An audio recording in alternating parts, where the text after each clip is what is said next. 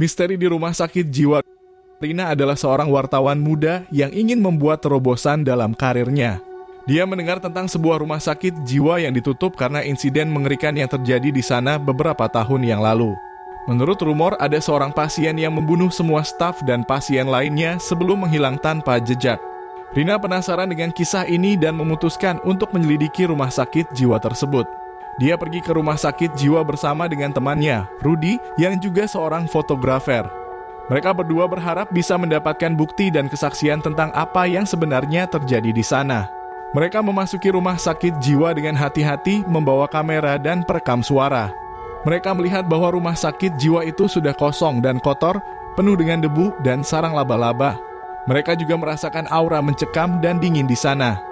Rina dan Rudy mulai menjelajahi ruangan-ruangan di rumah sakit jiwa itu, mencari petunjuk atau barang-barang yang bisa memberi mereka informasi. Mereka menemukan beberapa dokumen medis, foto-foto pasien, dan alat-alat medis yang sudah berkarat. Mereka juga menemukan sebuah ruangan yang terkunci rapat dengan rantai dan gembok. Di pintu ruangan itu tertulis RUANGAN 13. Rina merasa ada sesuatu yang aneh dengan ruangan itu dan ingin membukanya. Rudy mencoba memecahkan gembok dengan batu tapi tidak berhasil. Dia kemudian mencari kunci di sekitar ruangan itu, tapi juga tidak menemukannya. Rina tidak sabar dan memutuskan untuk mencoba membuka pintu dengan kekuatannya sendiri. Dia mendorong pintu dengan keras, tapi tidak bergeming. Dia kemudian menendang pintu dengan kakinya, tapi juga tidak ada hasilnya. Tiba-tiba, mereka mendengar suara langkah kaki dari arah koridor. Mereka berpikir bahwa ada orang lain yang masuk ke rumah sakit jiwa itu. Mereka bersembunyi di balik sebuah lemari dan menunggu siapa yang datang. Mereka melihat seorang pria tinggi kurus dengan rambut acak-acakan dan wajah pucat masuk ke ruangan itu. Pria itu mengenakan jas putih kotor dan membawa sebuah pisau besar di tangannya. Pria itu tampak seperti seorang dokter, tapi ada sesuatu yang salah dengannya. Matanya merah dan liar, mulutnya mengeluarkan busa dan tubuhnya bergetar hebat. Pria itu berjalan ke arah pintu ruangan 13 dan mengeluarkan sebuah kunci dari sakunya. Dia membuka gembok dan rantai itu dengan mudah dan membuka pintu ruangan 13.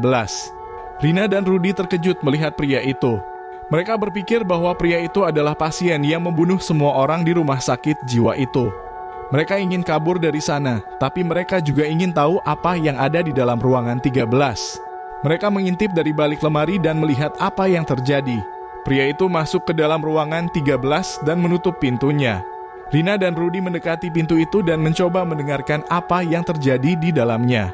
Mereka mendengar suara jeritan, tangisan, tawa, dan bunyi pisau menusuk daging. Mereka merinding mendengarnya.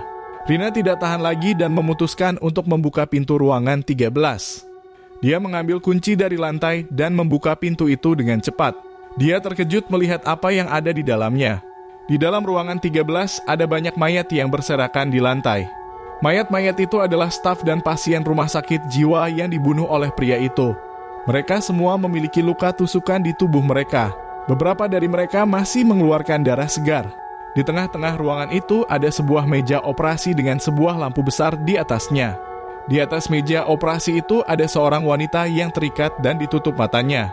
Wanita itu masih hidup, tapi sudah pucat dan lemah. Pria itu berdiri di samping meja operasi itu, memegang pisau di tangannya. Dia tampak senang dan puas dengan apa yang telah dia lakukan. Dia melihat Rina yang masuk ke ruangan itu dan tersenyum lebar. "Halo, selamat datang di ruangan 13. Apakah kamu ingin bergabung dengan kami?" kata pria itu dengan suara serak. Rina tidak bisa berkata apa-apa. Dia hanya bisa menjerit ketakutan.